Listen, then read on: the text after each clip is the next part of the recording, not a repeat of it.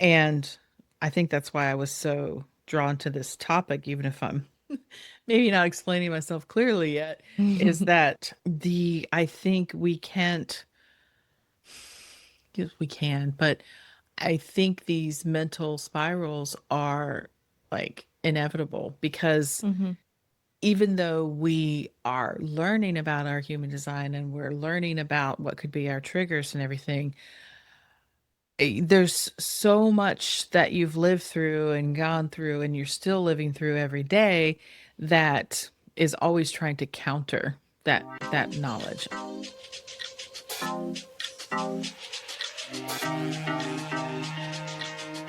Human design reveals who you are energetically and who you came here to be. I'm Dana, your human design guide. And I'm Haley, on this journey with you to uncover the power of human design. Together, we're here to explore how embracing your authentic self is the ultimate path to a life of more freedom and fulfillment. Welcome to the Human Design Hive podcast. Let's get into it. Well, hello there, Haley. How you doing? Good. Good. It's good to see Mm-hmm. you. Yes. Even though I've been looking at you for the last 36 minutes talking to you off recording. I guess we say not off mic, but off recording. But it is good to see you here, or else I'd be just talking to myself. Yes, I Oh, am here. and welcome back to you listening to the Human Design Hive podcast. If you didn't Hi, catch it in the intro, I'm Dana, your human design guide, and you are, of course, Haley. I Haley. don't know my title. You are Haley the Magnificent. Ooh, fun. Uh, you are the apple of my eye. Aw. But anyway, so uh it feels a little weird. We haven't been recording every week, but we are trying to Yes. get out these episodes in between transits, but Mhm. things have been kind of busy around here for me working on some other projects that will be coming out soon. I know I keep saying that, but it's for real. And and I did have something that caught my attention the other day. I wanted to talk about. It was something I was listening to, but we'll get to that in a second. Mhm. But you said just before we had on that before we got on, that you had a little story you wanted to share that is not human design related. So if you don't want to hear it, just skip on ahead. But I can't wait to hear it. So please. So, to set it up, I have like a little bullet journal that I Mm, have my to-do list, and if I have thoughts, I'll like jot it down on a page or something like that. And so like on 6/19, I dated it too. I mm-hmm. wrote that I had these numbers come to me. I was falling asleep. Like I remembered them coming to me as I fell asleep, and then I was like, okay, I'll Mm-hmm. jot them down. I have no idea what they mean. No idea. Mm-hmm. It was 6798. And I jotted it down and I was like, oh, I don't know what these numbers are. That was 6/19. Mm-hmm. Today, as I was prepping for this episode, Mm-hmm. I found a blank page that I had in between months. So I was just going to fill in with my notes for this. Mm-hmm. And so I was going to my little index, basically like my table of contents. And I was Mm-hmm. like, what is it? Why do I have 6798 and a page number written here? And so I flipped to it and I looked at it. And then today, it took me to today to realize that's our house number. That's your address? Yes. It Man, took I thought you were going to tell me some me. incredible intuition story like, oh my That's what God, that's what I thought the numbers were when I first wrote them down. I was like, there's something here. It took me there until is something there. today You were there. to realize it is our address. And I wrote I wrote under it now. I said, it's the house address, silly. Took until 9:15 to realize, LOL. So, How many days later? months. Three Oh, that's months right. You later. wrote it in June. So, Well, I will just say that you just forgot about it. You just filed away. There was no significance there. no, but And I the just we had when I wrote that down, we have lived in the house March, April, May, June, 3 months already. We had lived in the house, and it did not occur to me at that moment. well, to be fair, you've So, lived in lots of places with lots of numbers. so that happened today, and I was like, I have to share this. Yeah. That'd be That'd be like when you look at you go, you're so pretty. Uh, yeah, That I wouldn't thought happen when to me, I don't think, because yeah. if the numbers for my house address, I won't say them, came up, I'd be like, yeah, there's significance there because I've lived here for 20 years, but you've only lived there three Yeah. months, so you But don't I would send yourself still stuff. think I was like, because when I wrote it down, I was like, oh, this must be some kind of like intuition thing. Like they just came to me as I was falling asleep. Well, yeah. I didn't know. I've sent you something. I sent you a check in the mail. That Yeah, random check so you got from the Conway Hospital for when yeah. you went there like 10 years ago. That was weird. I assume Yeah. you got it. Yeah. Yeah, Yeah. and they cashed it with, even Deposited, though no it was problem. So not your name on it or address or anything. now they're like, that's All right. cool. It's $40. Whoop-de-doo. Yeah. So, Okay, well, so. we can kind of segue this into today's topic because today's going to be a little bit about some of that mental uh energy, let's say. hmm So, spiraling. But I sent you a text like a week or so ago because I was driving around like I do when I hear things. I get inspired. That's my open head. And I was listening to, it was the Here and Now podcast on NPR. It's WBUR, NPR, whatever, public radio. Because, yes, I am that old. And that's what I listen to sometimes. But anyway, so they were talking, a segment came on about thought spirals.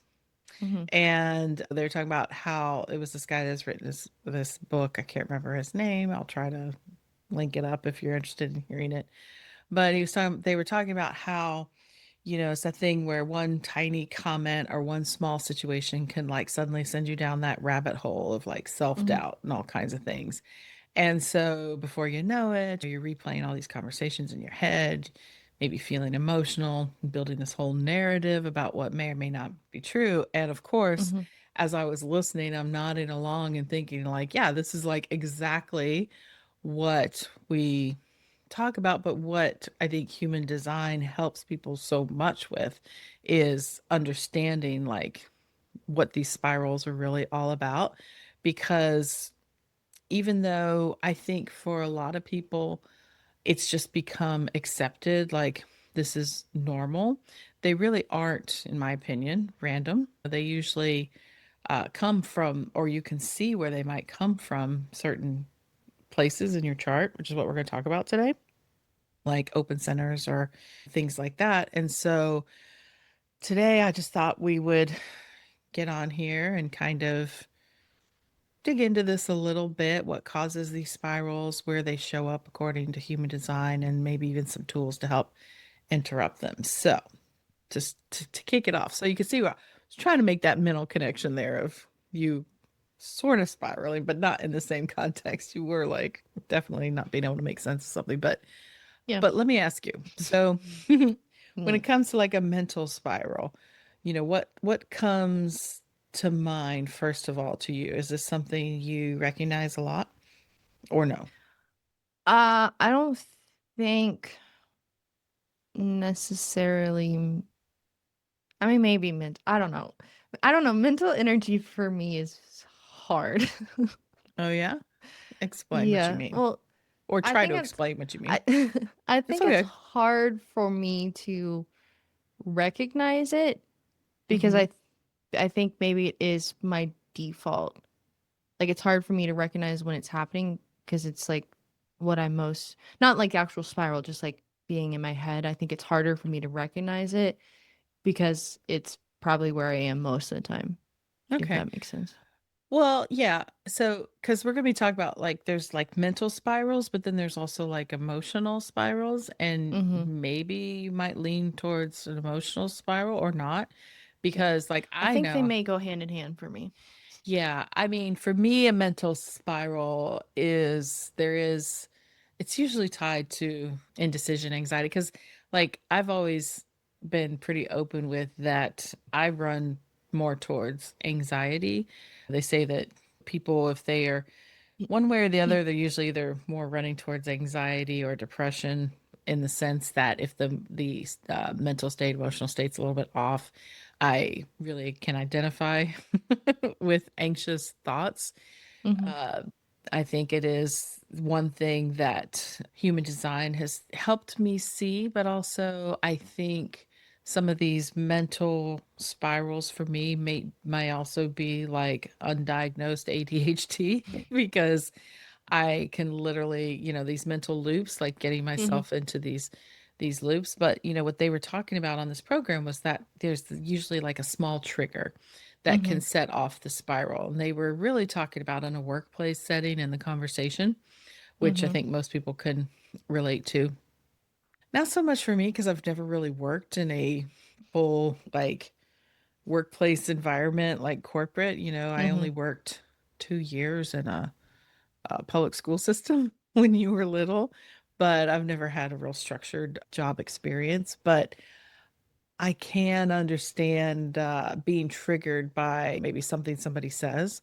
And what they're saying is that it could be a totally offhanded comment by someone, Mhm. right? But then I think the example they used there was something like the boss says, "Oh, it's something about you being late," or something that they were talking about in this I thing. don't And I think if I remember in the article, I don't I think he kept referencing like the boss makes some kind of snarky comment and Mhm. the person that's in the example is kind of like already going into the situation with nerves because it's like a transition or it's a new job.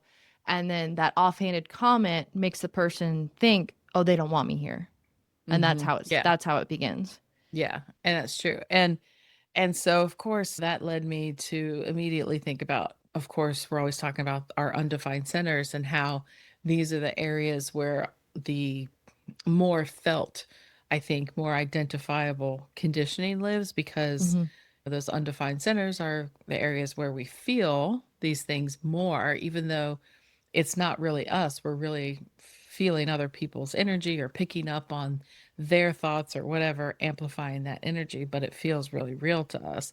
And and so that is a lot of where these triggers can land, especially, he's talking about how what you were just saying, they don't want me here by an offhanded comment, which is really this kind of self spiraling, these self doubts Hmm. that you might already have. Hmm. And that's a big one because if we look at undefined centers, the one that leads the pack in not self behaviors, there's like a hierarchy to how these undefined centers affect us and our maybe our behaviors, our triggers, that thing is. So at the top of the pile is the will center. And I think the ratios they say is like 40 or excuse me, 70% of the population has undefined will centers. And so that is that center that governs like self-worth and Hmm. proving behavior and all that stuff. And usually when you have undefined center, like most of us do, I do, you do, Hmm. there the first reaction to a lot of things or what's leading your behavior as you're interacting with others is quite often the sense of like not being good enough or not Hmm. really understanding your worth in any situation. But Yeah. can you relate to that? Yes, very much so. I do. And so that's a big one there is in that will centers, like I said, is triggering that spiral. But then they were also saying about how these spirals also manifest because of the stories that we tell about ourselves. Hmm. And so when you have an undefined will center, quite often, like I just said, the story that you tell yourself is that you just don't measure up. No Hmm. matter how hard you try, you're just not good enough. Or because that might manifest as like, well, I really tried to stick with something, but I couldn't do it. There's that lack of willpower. There's that lack of, or making promises you can't keep. And Hmm. so this becomes such a big driver in the chart for not self behavior and potentially leading you into these spirals because if you think about this is like one of the most motivating energies in your chart. It's really the biggest driver for why you do the things that you do. Mm-hmm. That's what these not self behaviors help us point out. But it's also when you start working with your design and not picking it apart, but investigating it and exploring it, is to understand that this energy that you felt that about yourself not being enough or not having what it takes, you can start to see that it is just a story that you've Mm-hmm. been telling yourself, because inherently there's everybody has value, everybody has something to contribute. But Mm-hmm. if there is this sense of not being fundamentally good enough, then that's going to pretty much run every decision that you make, don't you think? Mm-hmm. Yeah. And in the article, he talks about it too. Like the way that these spirals start, he's talking about like it starts with like a question, like kind of that uneasy feeling. Mm-hmm. But then he says, like, when you're in that state, you automatically then have this lens that you put everything through because you're already Mm-hmm. kind of like feeling uneasy. And then you have that lens that you put everything through, and you're like, it just starts you down that spiral. Mm-hmm. Yeah, which is exactly what it's all about. And especially if you're undefined in a certain center, but you have a defined gate, like you have a defined gate in the will center. You have the 26. 26, right? Mm-hmm. I have no defined gates. So for you, some of these stories, that if you are feeling like not enough or whatever, you might feel sometimes, I'm just I'm just supposing here, it might center around your own sense of integrity or your question of if it's being in questioned or whatever, if you have what it takes kind of thing to keep going, keep moving through. Does that ever happen to you? I mean, I would say a lot of my spirals probably are around like self-worth, but I don't know if it's necessarily like I'm thinking of it in the terms of Well, yeah. integrity because I think because the 26 is my unconscious sun, so it's pretty much Mm, ingrained. mm-hmm. Integrity is ingrained in me, so I don't think I have a lot of instances where I'm necessarily questioning like that. If Mm-hmm. yeah. Well, maybe I'm coming at it from the wrong angle. Maybe what I'm trying to convey is more of like, okay, so if you, let's put it this way, because this, I'll be honest with you, this is an area of design that I do struggle with because of the fact that I do not have any defined gates in my undefined centers. So I have three open centers, but they're all three completely open centers. So I do not have the experience of defined gates and undefined centers. So I only have to go by what people tell me or what I Mhm. read. Mhm. Mhm. So it's always muddy for me. It's always a little unclear. But let's say you have what your configuration is. You're undefined, but you have that gate 26. Okay. Mhm. So when you are then in the presence of either someone with a defined will center, or there's a transit, or you link up in some way with someone else, so there creates definition. I think the way that you look at maybe the because it makes you really good at understanding the other person's sense of worth and value and everything, that it Mhm. may be more coded through the lens of looking at the person's integrity, like what kind of integrity they have. Are is this someone who has integrity? Like it, I think it Mhm. makes you a little bit more keen to hone in on that part of someone's worth and value, is if they're in integrity with themselves, or if they feel aligned with that. Because I find with the open will center, for me, I can really uh, judge that kind of, or discern that what people feel about themselves. I can tell when people are maybe have really inflated egos, like if they're full of shit, if it's not honest or not in integrity. Mhm. They may tell you they are, but they're not, like that kind of lens. Does that sound a little bit more possible for you? Maybe. I'm gonna have to just grab this whole part. Well, I want to say somewhere. I think. Presley may have the 44. So Mm-hmm. I think together we Mm-hmm. create that connection. So I was kind of like trying to think of him. Mm-hmm. Like I mean I don't I mean well I know it's a hard one. Will Center's a hard one for me. it It is really very is. And hard. it's not easy also when it's like one of the biggest drivers. I mean, all I I know is know. it And it really feels like makes it's me such a question and small. spiral. Yeah.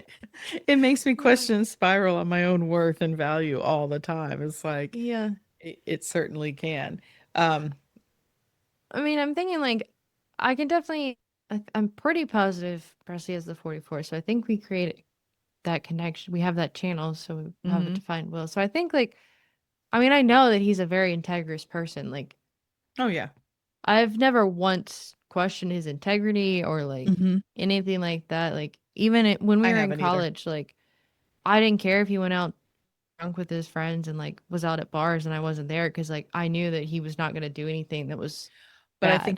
But I think that's because again, that's that gift of that undefined will center is you can really hone in on that in someone else to know that you can trust them because you can really get into that sense about them to Hmm. trust them. And so if we were we were talking about mental spirals and here we are talking about Yeah. the undefined will center, but it's because when let's say you are feeling triggered in that area, what what kicks in is the mental chatter because that's just Hmm. I think where we go to because we're so used to do operating out of the mind Hmm. and we so identify with our minds like we think the mind is the truth and that's part of the work I'm trying to do here is to Yeah. get people to understand that Yeah. there's other things going on besides Hmm. this incessant chatter of your Yeah. mind. And the mind is kind of a dum dum. It's kind of a dum dum. Well, when it comes to certain things but like telling you who you are, your mind is not the best because Hmm. if we look at uh the basics of human design is following your type strategy and authority, which is Hmm. about not listening to your mind, but Yes. listening to how you're feeling. And I think that's why I was so drawn to this topic, even if I'm maybe not explaining myself clearly yet, is that I think we can't, yes, we can, but I think these mental spirals are like inevitable because Hmm. even though we are learning about our human design and we're learning about what could be our triggers and everything, there's so much that you've lived through and gone through and you're still living through every day that is always trying to counter that knowledge, I think. Hmm. When I first started doing yoga all those years ago, they used to talk about how you have like a new yoga birthday because it's like the day you start practicing yoga is like another day you're born. Some people might Mm. relate these to anything in their faith or whatever because it's like starting over. And how many people when they first come to yoga like are so hard on themselves because and this is true for all this kind of work is because we're like, oh my gosh, I can't do what this person does because maybe I'm a beginner or whatever. But we give ourselves such a hard time of not being fixed right away or good at it right away or whatever. But you have to remind yourself that if you started yoga in your 30s or 40s, you spent 30 years of your life not doing yoga, Hmm. so you're really just you're a baby again. You're starting over. And that's how I see a lot of this work, especially when you're talking about deconditioning and everything, is to realize that even though you see something and you have an awareness of, say, a belief or a thought pattern or any of those things, awareness is just the first step Hmm.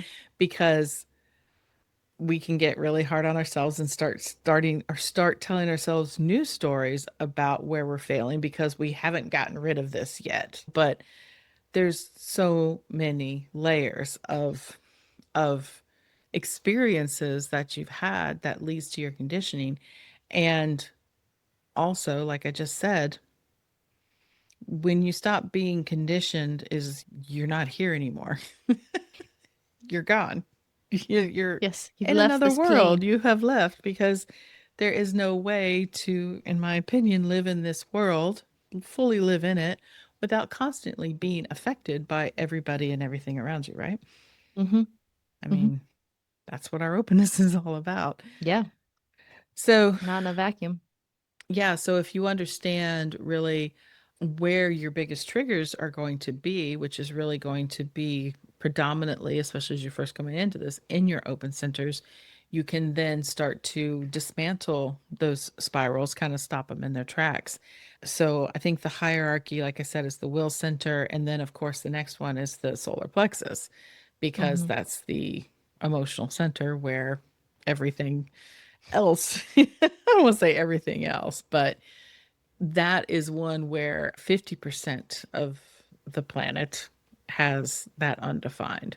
And Mm-hmm. so that's a lot of people with that open emotional center. You are one. Mm-hmm. I am not one. I am the other 50%. And so for someone like me with the defined Mm-hmm. solar plexus, I have an emotional wave. Some people have more than one emotional wave. I just have one. I have the 59.6 and it's unconscious, so it's not that noticeable to me. But I do have, let's see, I have friends. I know people that have all three. Definitely have, I know. Try navigating that. I Yeah. see that as like those parts in the ocean or in a channel where Yes, all all the of the waves are different going all tides the are coming different. Yes. together. That's what it feels like to me. Oh, bless. But this is an important one to not get caught up in spirals that are happening maybe because of the emotional wave, because this is Mm-hmm. a big one, I think, for emotionally defined people, because we always talk about what a relief it is for emotionally undefined people to realize that they have that openness there. And a lot of what they've been feeling intensely is not even really theirs. But for emotionally defined people, what I've found was most helpful to me is that you have this wave, or I have this wave, not you, but we have this wave. And what used to happen was you would get into a low, right? Mm-hmm. And when you're in that low, you can definitely start to spiral mentally Mm-hmm. because one thing can trigger you. You're already feeling low. And quite often, this sense of sadness, this melancholy, or just whatever it is you're feeling that doesn't feel great, you try to find meaning as to why it feels so bad because you haven't really understood that you are somebody who's designed that sometimes you just go low. And Mm-hmm. if you have like the individual wave where it goes highs and lows, or even one that High ratchets up highs, and low then lows. drops off, yeah, Mm-hmm. mine's real subtle. Mine's, and it's usually only around if I'm feeling something in some of my relationships or with people. That's where it can kick in more. I mean, I do notice a bit of a cycle in certain ways with some of my energy, but really, it when you are in that low and you don't understand that it may be just the mechanics of your energy, you really do start to I would sometimes when you're sad, you start trying to think of more things to make you sad. Or when you're Mm-hmm. mad, you try to think of more things to make you mad. Mm-hmm. And it just compounds and it gets worse. And if you're emotionally defined, that's the last thing you want to do because it kind of makes that low last a little bit longer. You're But if digging your you hole. yeah, you kind of are. And so, what I found over time, and what I always recommend to people, is that if you start to notice the pattern of how you feel when you're feeling good and when you're feeling low, like the days you wake up and you just Mm-hmm. don't feel good, to not like try to figure out why you don't feel good and or figure out why you're sad. It's really hard to not jump on top of that. I still do it Mm-hmm. at times, but I'll recognize now when I'm doing it because if you feel melancholy, I think it can't help but bring up certain things that make you even more that way. Maybe it's your Mm-hmm. way of also your energy telling you there's things that still need to be processed. Maybe Right. there's some legitimacy there, but don't go looking for it because it just makes it longer. Mm-hmm. And once you learn to ride the wave and just let it pass through, let it just go, Mm-hmm. the periods of those lows become less pronounced. Yeah. And so for undefined people such as yourself, it's sort of the same advice is Yeah. to I was gonna say like I have most of the time if I'm in like if I have a spiral that starts as like a mood, like I will just kind of oh, I some of my notes I was like start with a mood like feeling lost, frustrated, like I need to be on a Victorian fainting couch. I think that would be melancholy. I like that. Oh, I know, it's just kind of like everything is too much. it's Then my oh, mind, it's me. yeah. But I then have like so it much on will my be plate. I have so much going exactly. on. Mm-hmm. Victorian fainting couch. But like Mm-hmm. it'll be a mood and then next thing I know my brain is trying to get everything in there and then Mm-hmm. I let things like Mm-hmm. add into the spiral. Like it could have been I left some dishes in the sink from the night before. It wasn't bothering me the night before and now it's the end of the world and it's horrible and it's just like puts me further and further. But then I will say like once I once I realize that I'm like okay, I'm just being mopey, then I find that if I can like just like get outside and just even if I just go outside, but like Mm-hmm. walking outside, just getting like fresh air, Mm-hmm. I get out of it. It's not instant, obviously, but I Mm-hmm. move through it instead of A just hundred sitting. percent. 100%. Absolutely. And I love from that perspective as you are emotionally undefined and your husband is emotionally undefined Hmm. too. So sometimes it doesn't mean you don't have emotions. They can still happen, obviously. And then there's transits and everything else. And Hmm. and there's other things that can be going on, like that you're not always aware of where it's coming from. But what you just described, it doesn't matter like where it's coming from and what the source of it is, like what trigger it's hitting always, because what you described is what everybody does. It's like I'm here and then everything just starts piling on top of Hmm. it. And it seems really hard to get out of. Because if you think about it, your mind, that mental spiral, it's what the mind does is it helps justify, it backs things up. When they talk about why the mind can't be trusted for decision making, is because it it just is constantly like in motion, pros and cons, yes or no. It has concepts, it's all about ideas, it's about Hmm. answers. It wants to put everything in a little box and it wants to make sense of Hmm. everything because that's what it does. Certainty. Certainty, that's right. And when you're not feeling certain or when you don't have the answers or all that stuff, it's like, okay, well, let's take another approach. Let's do this and let's do that. Hmm. And that's the spiraling that happens. I see it a lot in or I talk to her about it a lot in your cousin who lives Yeah. here with me, and I I I pointed out to her not to make her like feel bad. I'm not Hmm. trying to do that, but it's No, no. because she grew up in an environment where that was what you did. You just compounded everything on top of everything on top of Hmm. everything. And so from her very first steps in life and moments, it was always there's never just something that happens. There's always 100 stories as to why.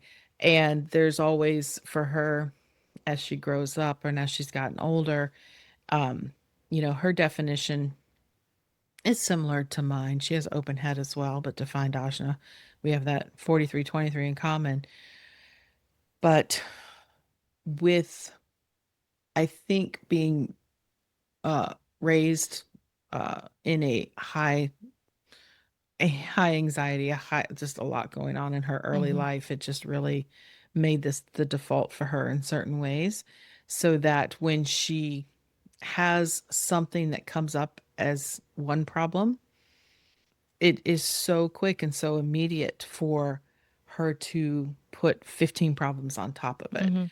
And a lot of time they're it's like, I have to do this tomorrow, but then she's also thinking about everything she has to do for the next month. And I'm just like, whoa, whoa, whoa, whoa, whoa. We have to like slow down. This is, you're Mhm. spiraling now, either Mhm. mentally or emotionally. And she'll be like, you're right. And Mhm. so it's one thing to recognize it, but what do we do about it? Like you said, you go outside is a Mhm. great, that's a pattern interrupt, moving your body, just getting away from it, from the environment that you're in that's causing the spiral, maybe. I tend to work with breathing and tapping. Those are my like go-tos. And sometimes I'll have to go outside too. I love going outside for a It's so pattern nice. interrupt. But sometimes in the middle of the night, you can't. I mean, you could, but might not be Don't really want to get up. advised if it's cold. But that's why I love tapping and EFT as Mhm. a tool, because especially with that emotional nature to certain things, because if we think about how how the whole process works in general, is a thought occurs, it creates an emotional response, and then things go into motion from there.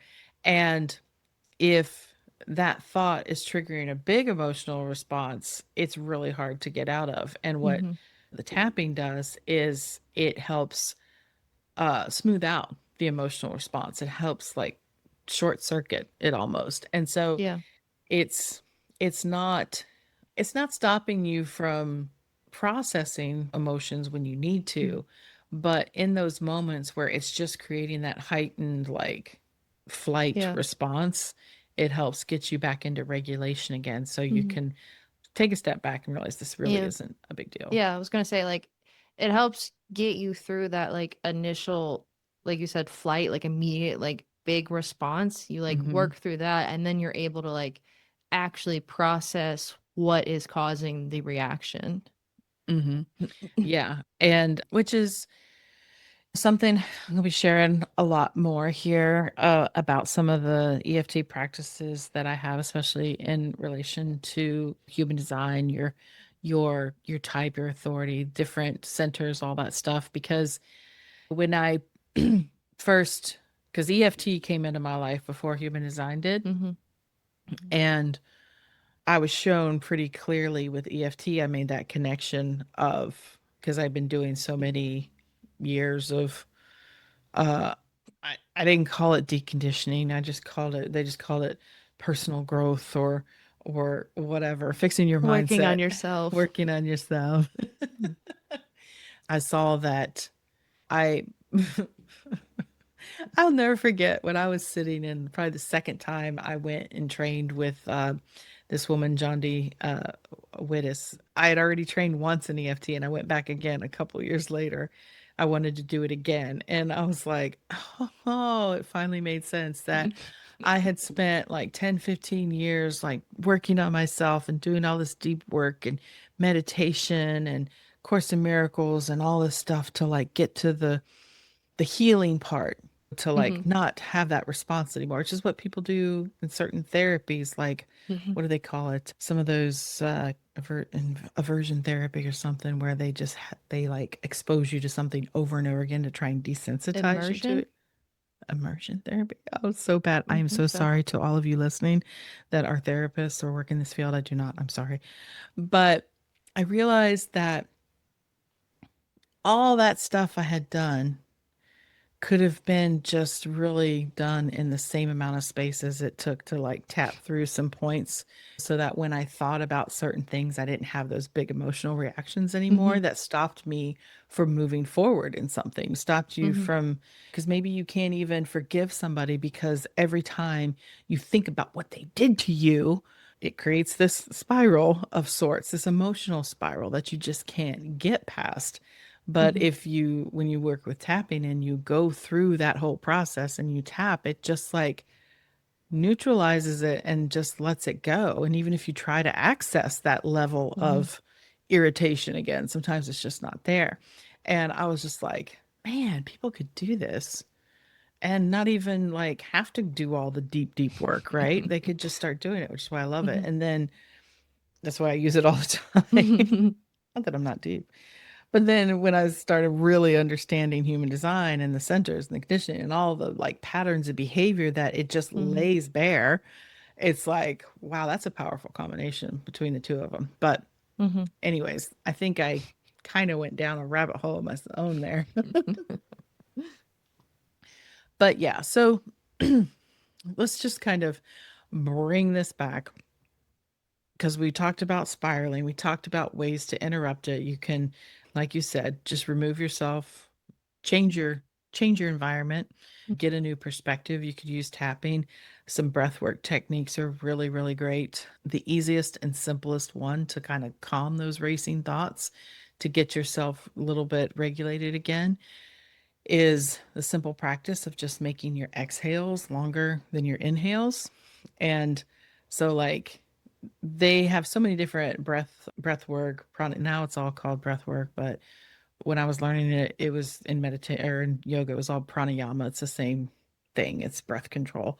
But these are practices that people have known for thousands of years. Now we just have science that helps back it up. But really when you make the exhale longer, it Mm-hmm. helps also kick in that parasympathetic response. And so that's the calming response on the nervous system. So, easiest thing, I think, if you just count in 4 breaths, exhale for 6 is a really good one. You can even pause in between. I was doing this morning. I wasn't in a state or anything, but I was just, as I sat down to meditate this morning, I just felt like I haven't done it in a while because I feel weird doing it in the house. I don't want everybody to hear me, but I chant Om. I love Om.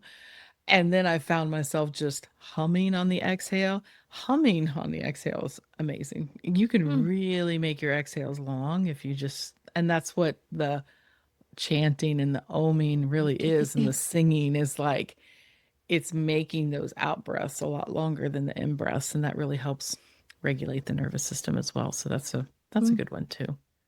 And then also just if you really want to investigate the spiral, like I said, catching yourself in a spiral is amazing. It's It's also wonderful. hard. It's hard, but think about it. If you are, that means you're making progress. That means Yeah. you realize that you are in a spiral. It can make it a little bit easier to get out of it too because you Mm-hmm. realize that this is just mental energy. This is just something that's Yeah. happening. I don't know how visual my brain is. Go ahead. Because as you're saying, like catching yourself in the spiral, I'm literally envisioning like falling down a spiral and like grabbing onto the side of it and like literally catching yourself. Yeah, whatever works. You are very visual. But yeah, so if you do catch yourself in that spiral and you want to investigate, like you're not coming from a Hmm. place of anxiety or panic, but maybe you get yourself kind of calmed down a bit, asking yourself, is this mine? Like, where did it come from? Take a inventory of your undefined centers, get familiar with what those not self behaviors are because they're pretty consistent in the undefined centers of how it's going to manifest, right? And Hmm. so getting familiar with that is going to help you see more clearly that, oh, this is probably just a function of my chart in the sense or in my energy in the sense that this is where I'm vulnerable to having been conditioned Hmm. and kind of work that out. Because a lot of times what they teach you in EFT is to like get through the initial moment of emotional response or Hmm. whatever, and then try to kind of work your way back and be like, does this remind me of a different time? That's how you or start peeling back those layers of some of these. And it's not only like the last time, but some people you want to go, when's the first time I ever remember feeling this way? That's some really deep work. And then you can tap through this and then you can like erase like years of triggers that you've had built upon yourself. But that's a whole nother episode or 5 or 10. Yeah. But really, I just wanted to kind of bring this up to look at the conversation about what these spirals are, what they're, you're not a victim to them. You don't have to be a victim to them. If Mm-hmm. you can start paying attention to them instead of trying to avoid them, but acknowledge them, they're there for something. They're invitations for you to notice like areas in your energy, in your life, in your experience that maybe something is running the show that you weren't even aware of, and get kind of curious about what that is and realize that there are things out there that can help you kind of break through a lot of that conditioning. And the first one being that realizing that that's not even yours. Mm-hmm. It's Put that down. really, yeah, put that down. You've got this map now that can show you like what is yours and what's not yours, and what you can lean into and trust, and Mm-hmm. what you can just let go, right?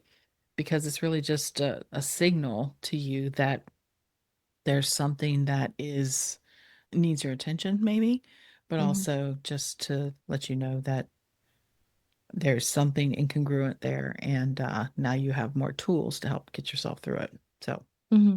anything else you want to say about that? Uh, I had one other little Sure.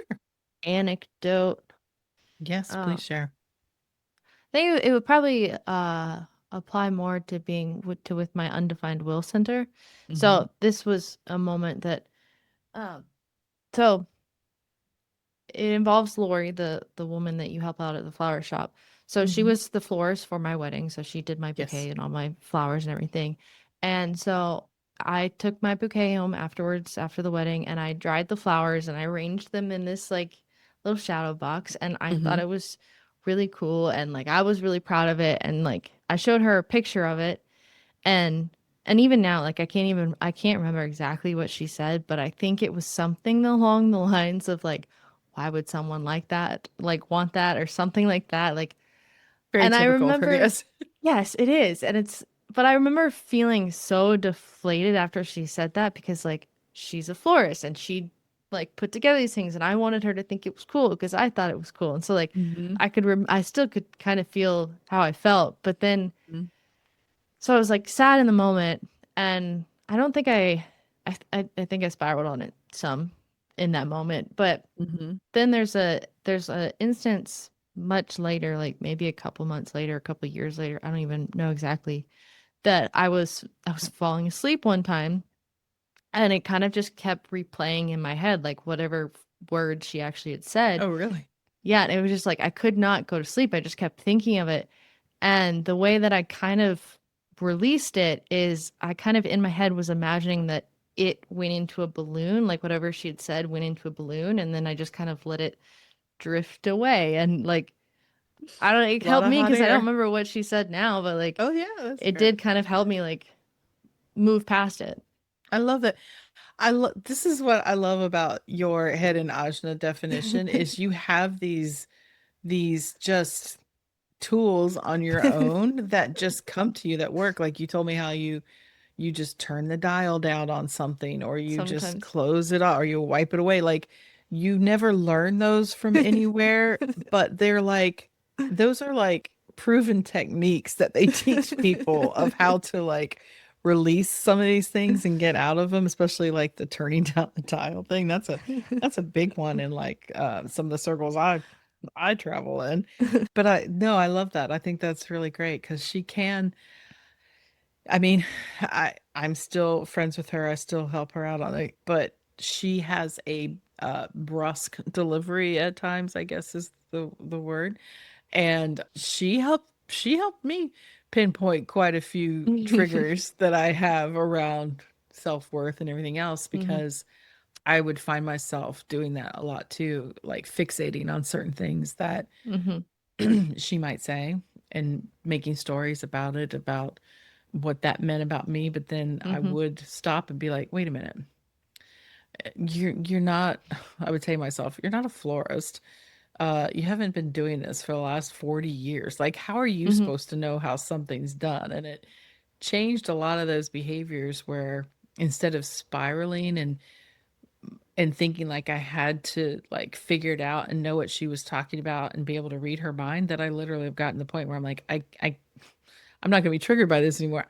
You gotta tell me what you want, and you've got Hmm. to show me literally what you're thinking because I don't get it. But I used to like just take it on personally that it was a Mm-hmm. flaw of my own. Like you were Yeah. saying, it's like you felt less than because it hit you in a Mm-hmm. spot as well where there was some Yeah. insecurity there. Yeah. So, Even as you were talking about that, I just thought of like yesterday. So me and Presley walked down to the Starbucks and we were getting coffee and we were kind of like, we have this like little meeting that we do to kind of like map out how our week is going to look with our like workouts and stuff.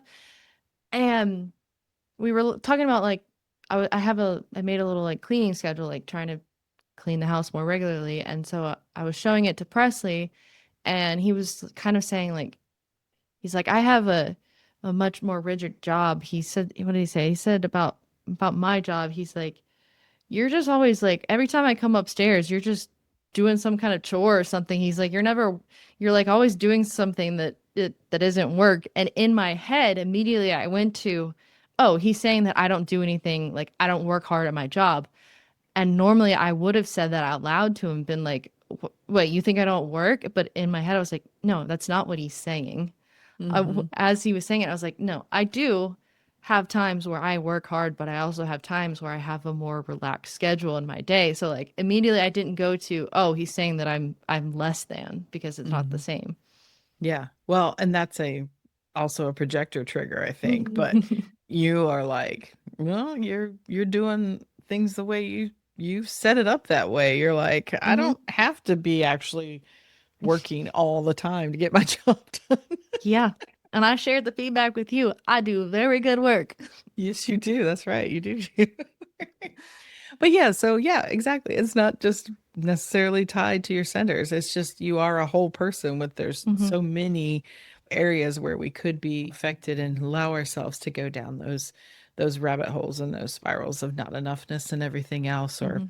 what they're saying about me or anything. But hopefully, the more you look into how you're designed and how things actually go and practice some of this stuff, it becomes a lot easier, like you said. And I'm really happy to hear that because you're still so young, even though you're so wise, that to be able to have that kind of awareness early on is really, really special. So save yourself a lot of angst in your life and in your marriage Thanks. because we Thanks for still do showing it. it to me. Well, I'll try. I'll know. I don't, like I said, every time your dad still walks in the room, I'm like, feel the same thing. He thinks I'm never doing anything. All right. So I think we've pretty much made our point, right? I think so. Yeah. All right. So that means we're going to wrap up that topic. And then that also means that it's time for The incarnation cross of the week. thank you. Thank you very much. Should we let them in on our Yes, process? I think so. So, as you may or may not know, we were publishing episodes every week. We took a pause in August. We didn't publish for a couple weeks. And we have come back with a new schedule that we think is going to work better for us, Hmm. uh, roughly every ten days. So, there should be hopefully 3 episodes a month, which means it's no longer weekly. And so I said to Haley as we got on that she might have to change her little sing Hmm. song there because And it's not like a week. and did you see how the face reacted to that? It was not a good reaction. It was not. She I we wish you tried had many recorded. It was we we tried many different uh, yeah. iterations of Uh-huh. incarnation of the day, incarnation of the moment, Incarnation cross, ta-da! incarnation cross here it is. or or I liked incarnation cross of the weeks. But then after we went through that spiral, we realized that we could just say of the week because it's Hmm. of the week that you're listening to it. Hmm. So it's still the same. We don't want to Hmm. why why fix Why it? It change ain't a good broken. thing? Okay, so today I chose a juxtaposition cross. Ooh. And this is the juxtaposition cross of conflict. Ooh. So what do you know about a juxtaposition cross, Haley? It means your profile is a 4-1, and that's it. That's it. Is it? So, if you're listening and this is your cross, it may be close to your birthday because I also we just moved in. We're recording this on a Monday. We had just moved in to gate 6, Mm-hmm. and this is what is ruling this cross is gate 6 in the sun. So Mm-hmm. if you have this cross, so your sun is in on okay, let me start over. If you have the juxtaposition cross of conflict, that means that on the right side of your chart, which is the personality side, the black numbers, this is the day you were born. Mm-hmm. Your sun is in gate 6, gate of friction, Mm-hmm. and your earth gate is in gate 36, which is crisis. So 6 and 36. It's the energies we're feeling right now. You feel it? Mm-hmm. And then on the left side of your chart, the red numbers, the unconscious side of your chart, the sun is in gate 15, extremes, and the earth is in gate 10, behavior of the self or love of the self. So 6, 36, Dang it. It's friction, crisis. I lost it. Behavior of the extremes. self. Extremes. Behavior of the self. Yeah. And so Oof. we didn't quite say why we highlight cross, but really it's because we're talking about those sun and earth gates on either side of your chart.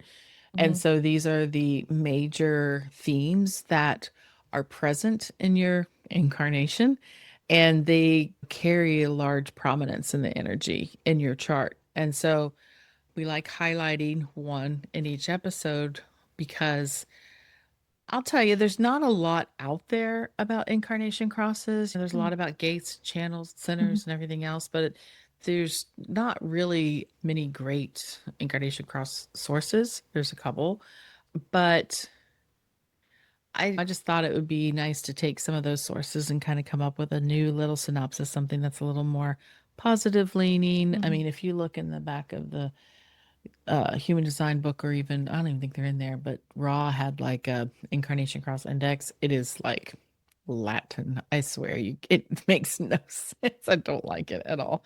But Mm-hmm. anyways, so we try to be a little more aspirational here Yes. because if you're We'll feel following your good. yeah, if you're following your strategy and authority and you're living in alignment and just kind of moving through life with less resistance, you tend to express the higher vibrational qualities of these Mm-hmm. gates. And so this is like high vibe you. Yeah. Yeah.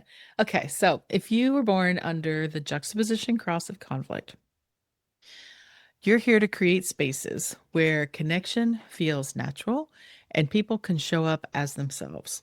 Friendship and love are your foundation, even when life feels uncertain or when something has been lost. You carry the reminder that new opportunities are always present and that the simple act of being with others in true camaraderie can spark growth, healing, and joy. Your deeper purpose is to help free others from the patterns that hold them back from self love and compassion. You're here to share knowledge that clears old stories and to guide people toward choosing love as their compass. In doing so, you align yourself with a mission much larger than your own life, healing the collective vibration of love and steering humanity towards a path where compassion, care, and truth shape what's possible.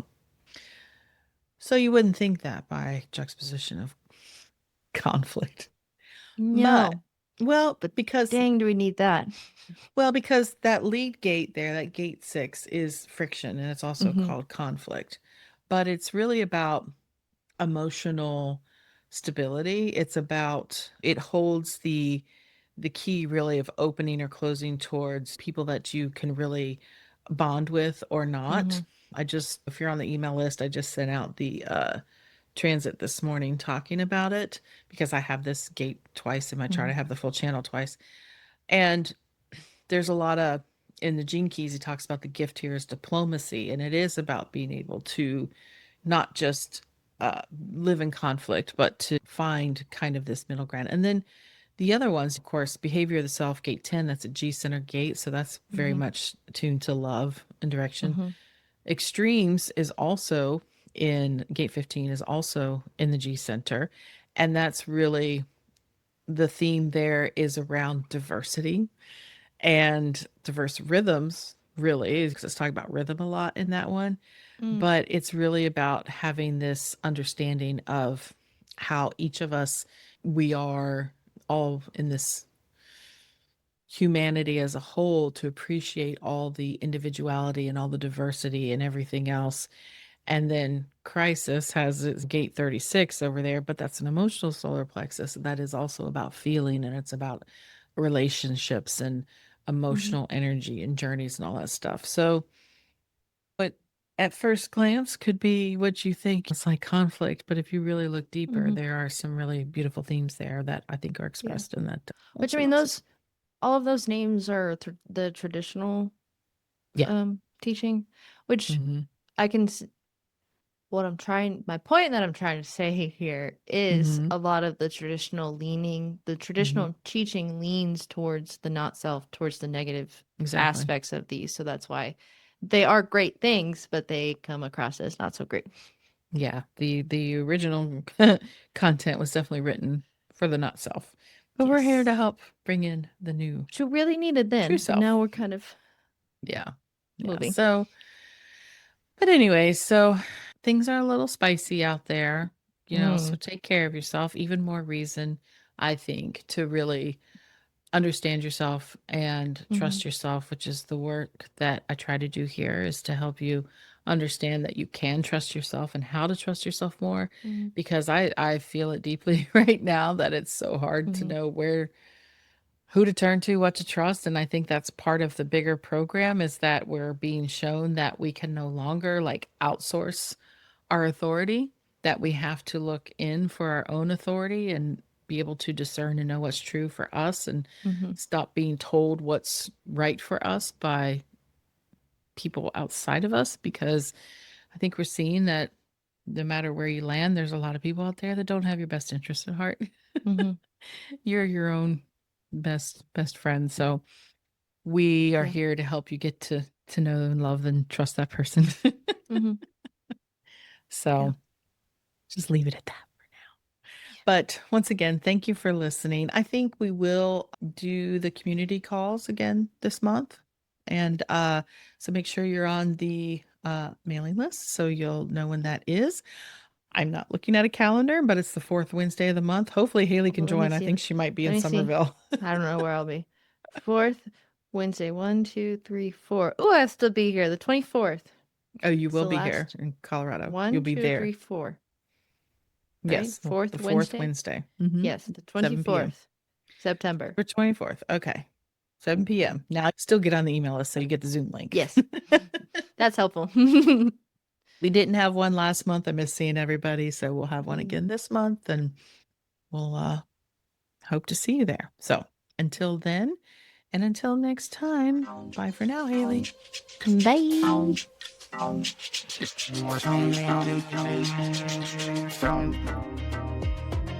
You made it all the way to the end of today's episode, so you must have liked what you heard. If you did, make sure you subscribe so you never miss an episode, and perhaps leave us a good review. And if you know someone who wants to dig into all things human design with us, make sure you share the Human Design Hive podcast with them. We'd really appreciate it. Thanks for listening.